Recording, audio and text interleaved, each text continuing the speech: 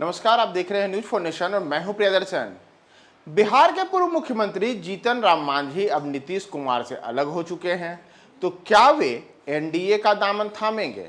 यह सवाल बड़ा है और वर्ष 2024 के लोकसभा चुनाव के पहले तो और भी ज्यादा अहम हो जाता है। तो इन सब के बीच अब जीतन राम मांझी को लेकर जो एक बड़ी खबर आ रही है वह यह है कि जीतन राम मांझी दिल्ली जा रहे हैं। केवल जीतन राम मांझी ही नहीं बल्कि उनके बेटे डॉक्टर संतोष सुमन भी दिल्ली जाएंगे और दोनों 19 जून को दिल्ली जाने वाले हैं। 19 जून को दिल्ली में जाने का उनका जो मुख्य प्रयोजन है वह भारतीय जनता पार्टी के शीर्ष नेताओं से मुलाकात करना है।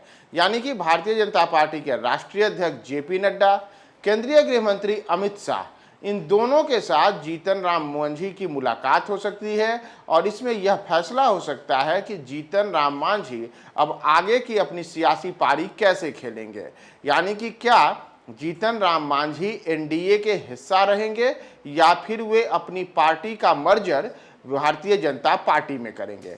दरअसल जीतन राम मांझी पिछले दिनों नीतीश कुमार के साथ महागठबंधन में शामिल थे, लेकिन नीतीश कुमार ने उनके सामने शर्त रखी थी कि या तो आप अपनी पार्टी का विलय जनता दल यूनाइटेड में कीजिए या फिर हमसे अलग हो जाइए। जीतन राम मांझी ने अलग हो जाने का फैसला चुना और इन सब के बीच जीतन राम मांझी के बेटे संतोष सुमन ने नीतीश मंत्रिमंडल से इस्तीफा भी दे दिया। तो अब जो एक बड़ी खबर यह है कि जीतन राम मांझी अब अपनी अगली सियासी चाल के लिए अब फिर से भारतीय जनता पार्टी के शीर्ष नेतृत्व से मुलाकात करने के लिए 19 जून को दिल्ली जा रहे हैं। 19 जून की उनकी यह दिल्ली की यात्रा बेहद अहम होने वाली है और विशेषकर बिहार की राजनीति के लिहाज से तो यह काफी मायने रखती है। दरअसल जीतन राम मांझी जिस महादलित समुदाय से आते हैं और जिस मुसहर समुदाय से आते हैं, मौजूदा समय में वे राज्य में इस समुदाय से आने वाले एक ऐसे चेहरे हैं जिसकी बदौलत भारतीय जनता पार्टी बिहार में दलित वोट बैंक की राजनीति को साथ सकती है।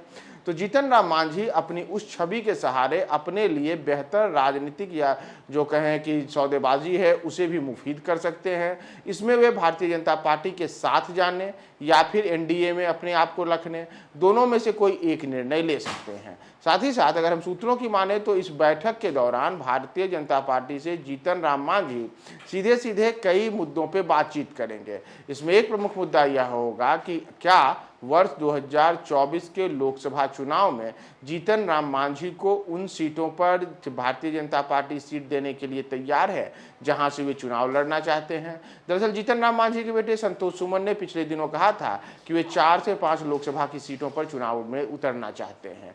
तो भारतीय जनता पार्टी के लिए यह एक बड़ी पेशोपेश की स्थिति होगी कि मांझी की इन मांगों को मानना, क्योंकि मांझी की पार्टी पिछले कई चुनावों में, चाहे विधानसभा के चुनाव हो या लोकसभा के चुनाव हो, उनमें कोई ज्यादा प्रभावशाली प्रदर्शन नहीं कर पाई है और स्थिति है कि मौजूदा समय में भी केवल विधानसभा में ही मांझी की पार्टी के कुछ सदस्य हैं, उसमें भी आधे से ज्यादा तो उनके परिवार के ही सदस्य हैं।